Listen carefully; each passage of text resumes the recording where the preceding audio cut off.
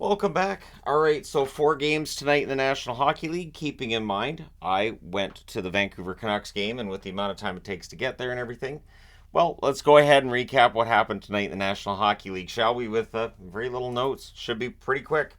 Starting off with Philadelphia and Carolina. So this is a bit of a surprise, and I have to say this: Philadelphia continues what's been a really strong run lately. Maybe that loss against San Jose is exactly what they needed. We may be saying the same about the Oilers as well. So in the Philadelphia case, they get off to the fast start at 150. It's Owen Tippett scoring from Frost and Belpedio. And then in the final minute of the period, Konechny adds one from Sealer and Couturier. It is 2-1 Philadelphia, and by all accounts, looks like they outplayed them in the first period and they were up. So, second period, it takes 29 seconds for Philadelphia to make it 3-0. Paling scoring from Walker and Lawton. So 3-0 score until 11 minutes into the second period. Nason scores from D'Angelo and Drury. And from there on, it was Carter Hart's net. Carter Hart's game. He comes back. There was no scoring in the third period, despite Carolina getting more shots by more than by more than a 2-1 ratio over Philadelphia. So they outshoot Philadelphia in the game.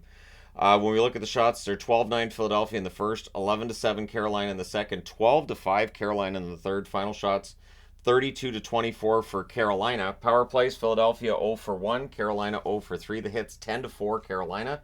So with the win, Philadelphia goes to 8-7-1 on the season. With the loss, Carolina 9-7.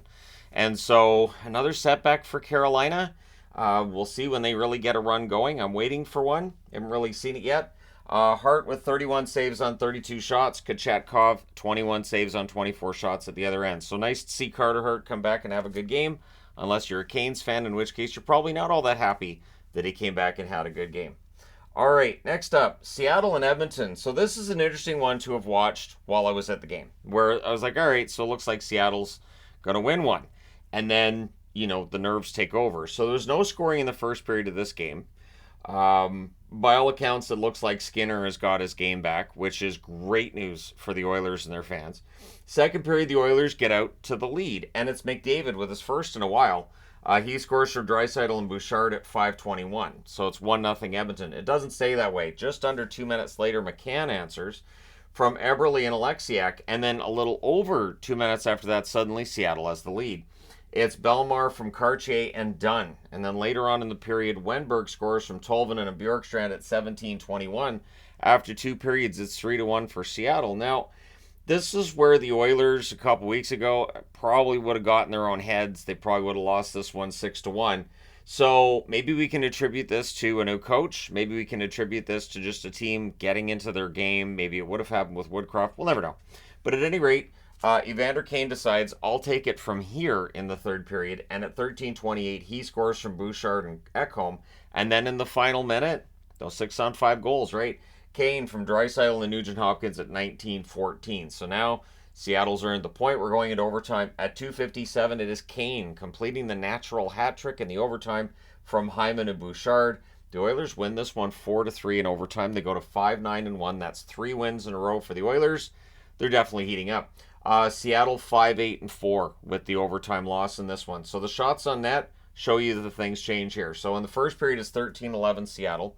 Second period is 15-7 for Seattle. And in the third, the Oilers outshoot them 10-6. And then they outshoot them 3-1 in the overtime, including the shot that matters. Final shots 35-31 for Seattle.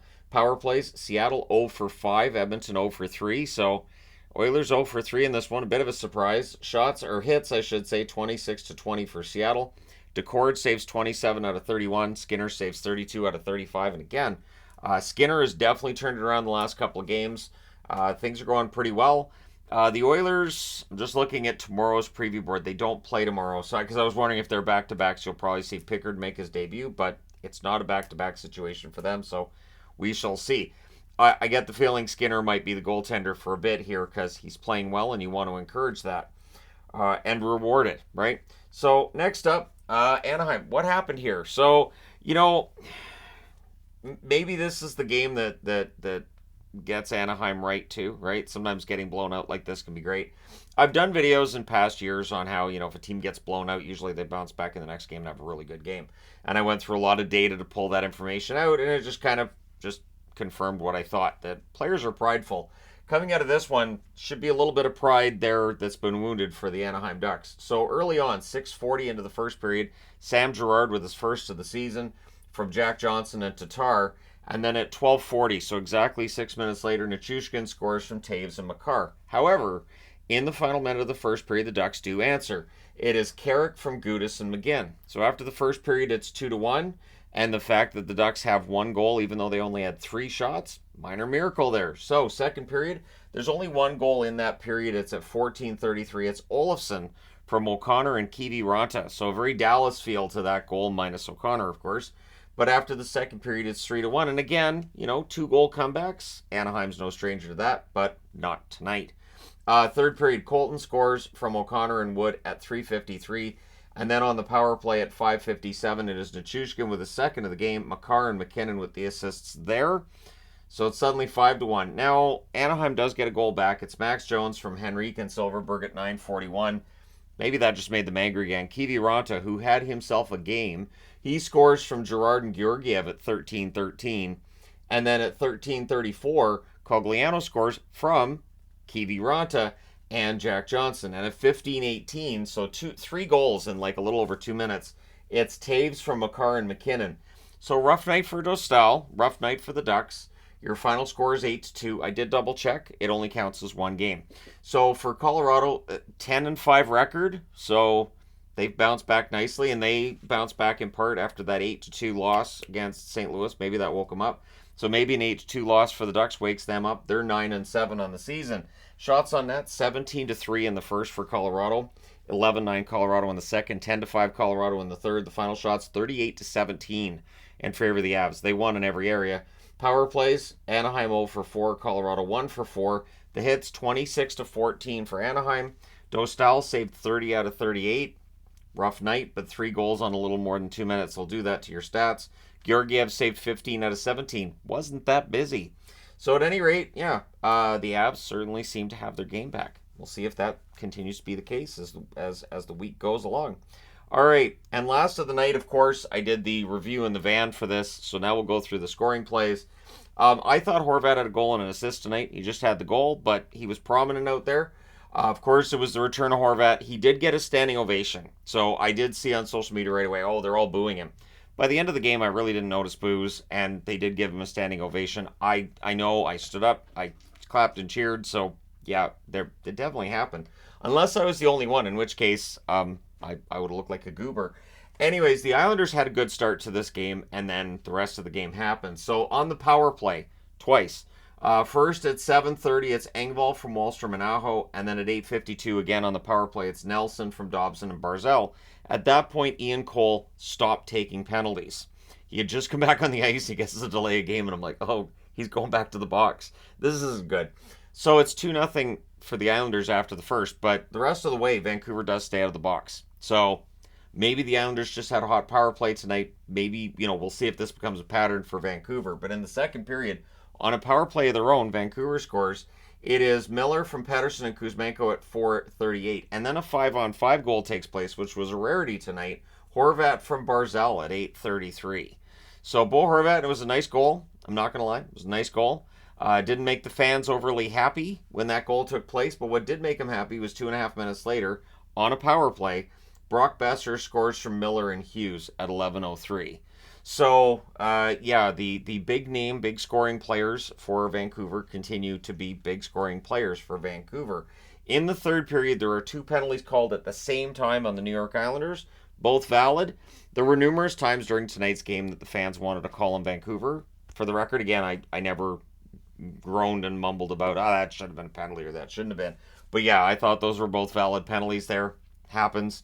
That being said, Hronek gets his first as a Vancouver Canuck during the 5-on-3 from Hughes and Besser at 8:30. And I was very concerned that they weren't going to get anything.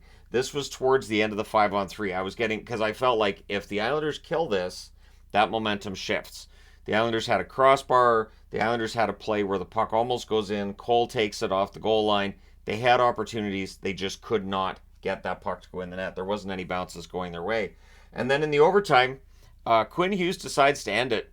Went in on a fast break. He scores from Miller and Besser at 2:36, and again, it was a happy night in Vancouver. They end up with the comeback victory, and again, this feels different than the Vancouver Canucks of previous seasons. Down 2-0 and down 3-1. There was no give up. There was no, well, I guess we're screwed. Now what? They just put on their work boots and did what they had to do. So they win 4-3 in overtime. They go to 12-3-1. They're now tied with Vegas atop the division. Yeah. For the Islanders, 5-6-4 with the overtime loss, and the Islanders continue to just not be able to finish out games. So the shots on net did favor Vancouver the whole way through. 14-13 in the first, 14-9 in the second, 12-11 in the third, and they had all three shots in the overtime, including the shot that matters. Final shots, 43-33 Vancouver. Power plays, Islanders 2 for 2, so they did not score very much 5-on-5. They had 1 goal 5-on-5. Vancouver 3 for 6. So power plays were very important tonight. Hits 27-20 Vancouver. Sorokin saves 39 out of 43. Demko saves 30 out of 33 at the other end. So there you go. You're caught up on tonight's games. There is an early game tomorrow, so I do have to do the preview before I turn in for the night. Already pretty tired, but that's why when I go to Canuck games, I don't go on nights there's like 12 or 15 games, because I would die. So at any rate, there you go. Let me know your thoughts in the comment section below as always. Don't forget to hit like and subscribe if you're browsing your way through. You just happened upon this video. Thank you guys so much for watching, for all your support. I will talk to you again soon.